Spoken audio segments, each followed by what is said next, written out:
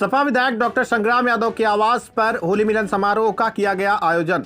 आजमगढ़ जिले के अतरौड़िया थाना क्षेत्र के सेनपुर स्थित समाजवादी पार्टी के विधायक डॉक्टर संग्राम यादव के आवास पर होली मिलन समारोह का आयोजन किया गया। इस दौरान क्षेत्र के लोगों ने डॉक्टर संग्राम यादव से मुलाकात की और होली पर उन्हें रंग गुलाल लगाकर होली की बधाई दी। इस दौरान मीडिया से बातचीत करते हुए समाजवादी पार्टी के विधायक डॉक्टर संग्राम यादव ने भाजपा सरकार को जमकर घेरा। बेरोजगारी, युवाओं की समस्या आदि को लेकर भाजपा सरकार पर जमकर सपा विधायक ने हमला बोला। सपा विधायक डॉक्टर संग्राम यादव ने कहा कि इस बार आजमगढ़ जिले की आजमगढ़ सदर और लालगंज लोकसभा सीट पर समाजवादी पार्टी बड़े अंतर से जीतने जा रही है। वहीं उन्होंने बसपा की भी रणनीति पर कई तरह के सवाल उठाए। आइए सुनाते हैं मीडिया से बातचीत करते हुए उन्होंने क्या कुछ कहा। आजमगढ़ से विनोद राजभर की रिपोर्ट।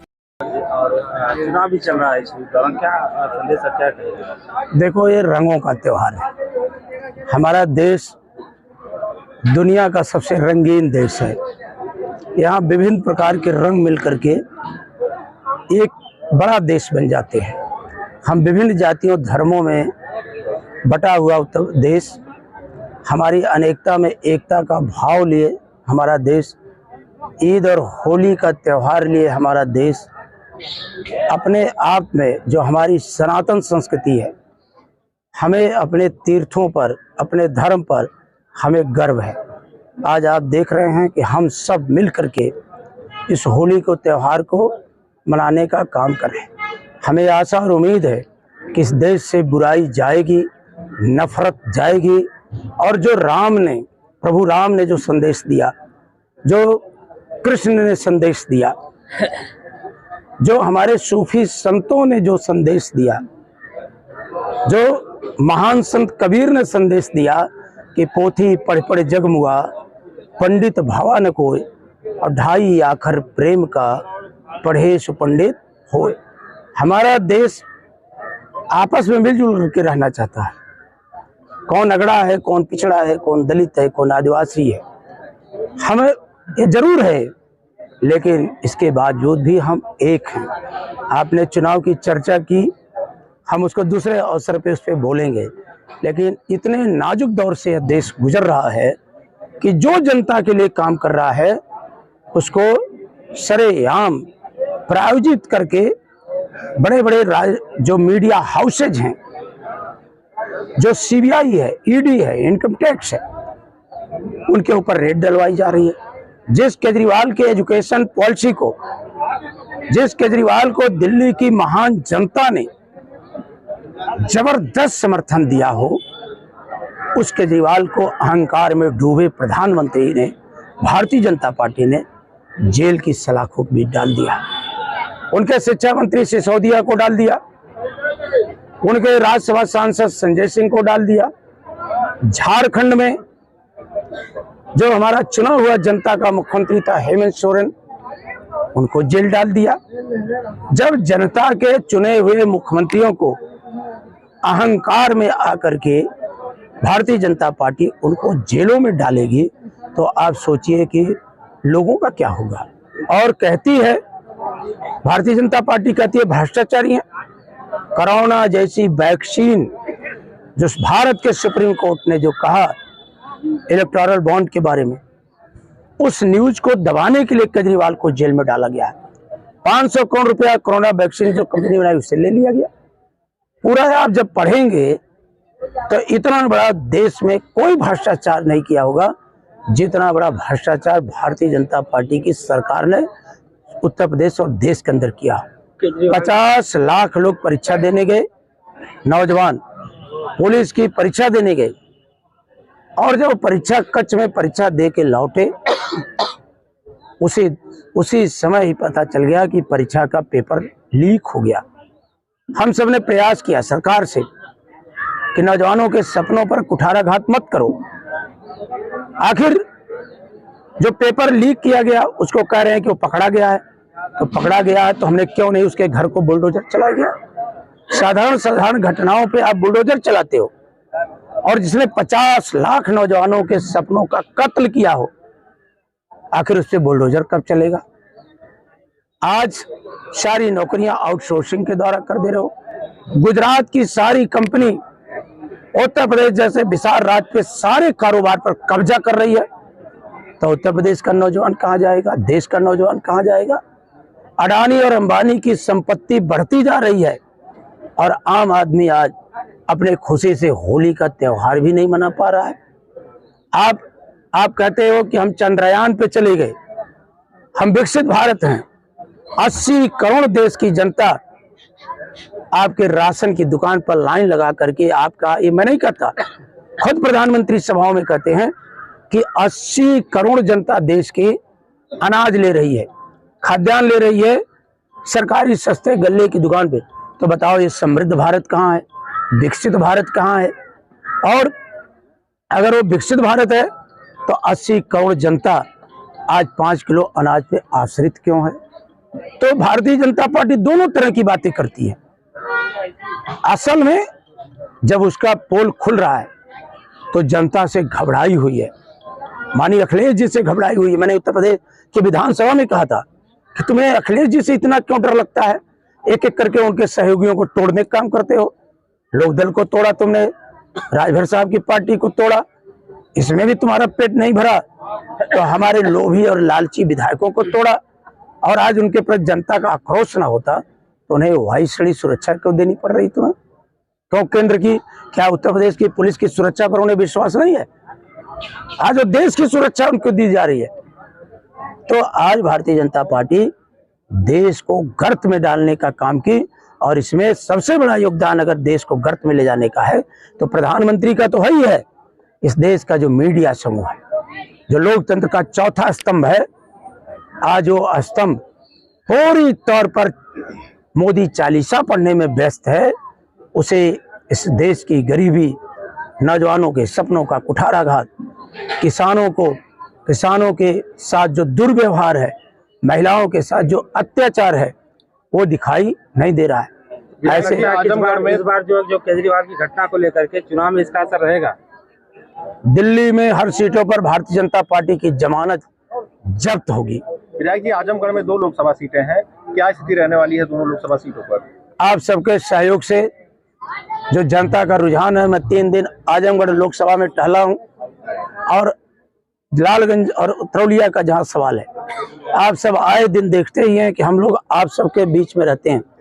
जिस तरह से नौजवान आज होली में आया, हमारे आवास पे आया, और उसके मन में कुंठा है, नौजवान आर पार की लड़ाई लड़ने के मूड में है।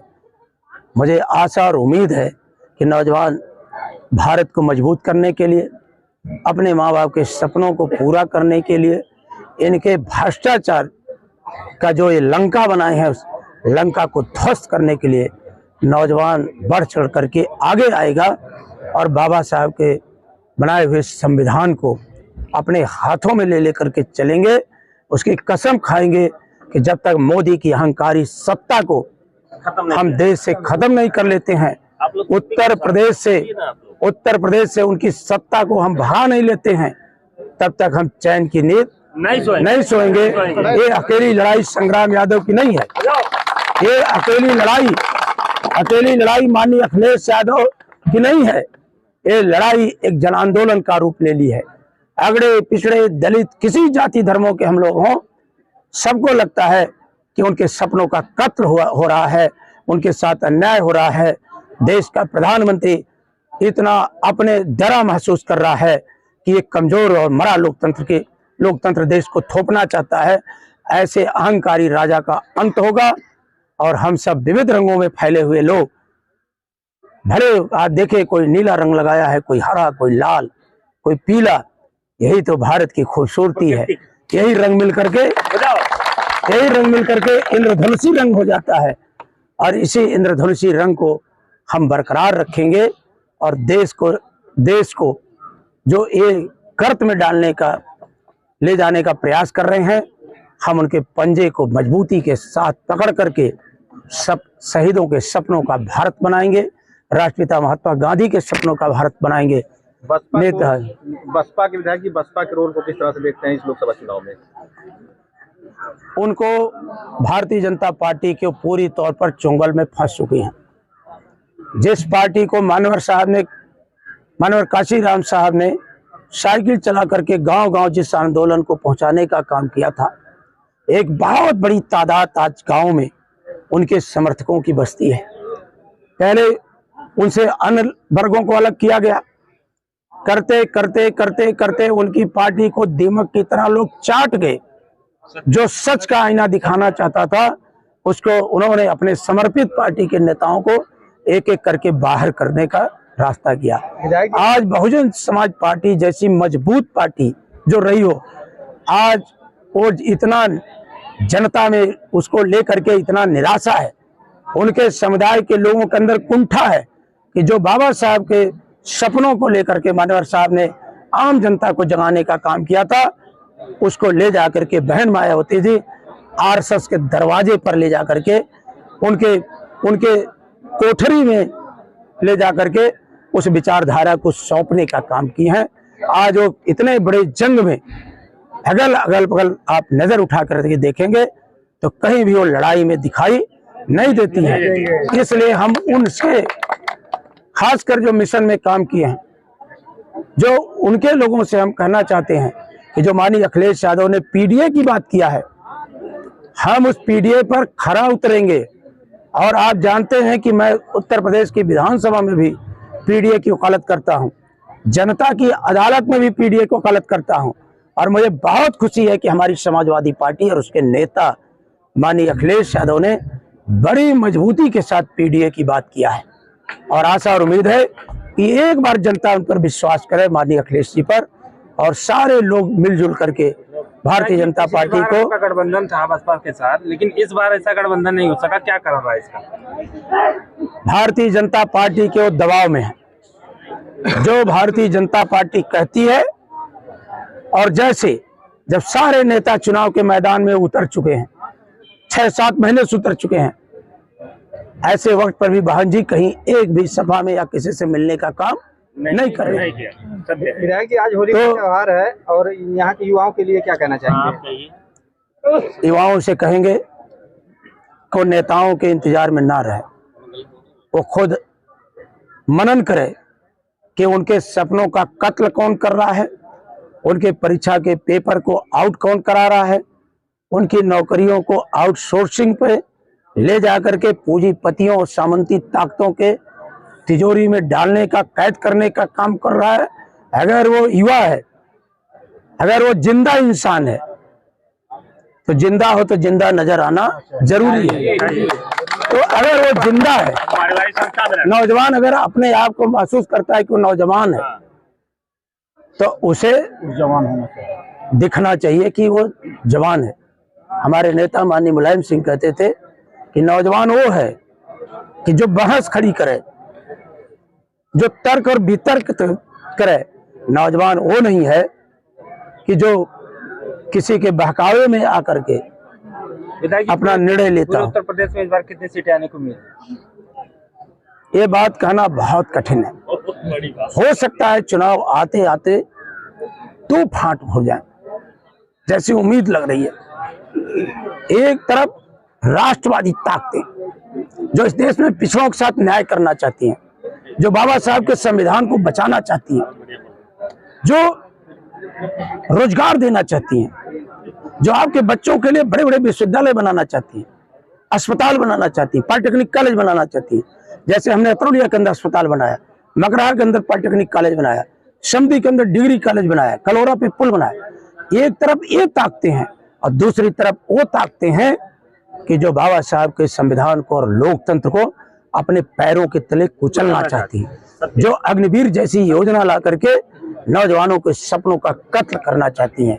एक तरफ वो ताकतें हैं जो हमें लाचार बनाना चाहती हैं, कमजोर बनाना चाहती हैं, जो हमें पिछड़े और दलित बना करके हम पर शासन करना चाहती हैं। और दूसरी तरफ वो ताकतें हैं कि जो गरीब के बेटे को आईएएस बनाना चाहती है, पीसीएस बनाना चाहती है, डॉक्टर बनाना चाहती हैं, गांव का प्रधान बनाना चाहती हैं, ब्लॉक प्रमुख बनाना चाहती हैं, एमएलए और एमपी बनाना चाहती हैं।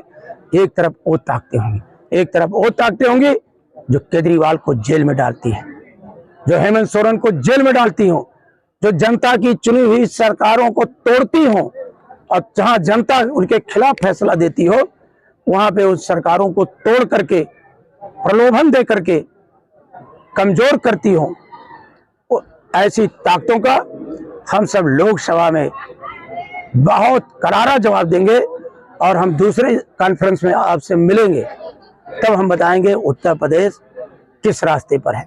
और आप सबसे भी अपील करेंगे कि आज होली के रंगों में डूब करके, एकदम मायूसी है क्योंकि महंगाई है, हम अपने बच्चों को नए कपड़े नहीं खरीद पा रहे हैं, हम अपनी बहन और बेटियों को उस तरह की गुजिया नहीं बनवा पा रहे हैं। तो एक तरफ तो मायूसी है, लेकिन तब भी एक परंपरा है, हम सब गले मिल करके प्रतिज्ञा करते हैं कि जो हमारे पूर्वज कहते हैं कि होली का जो त्योहार है वो बुराई से लड़ने का है।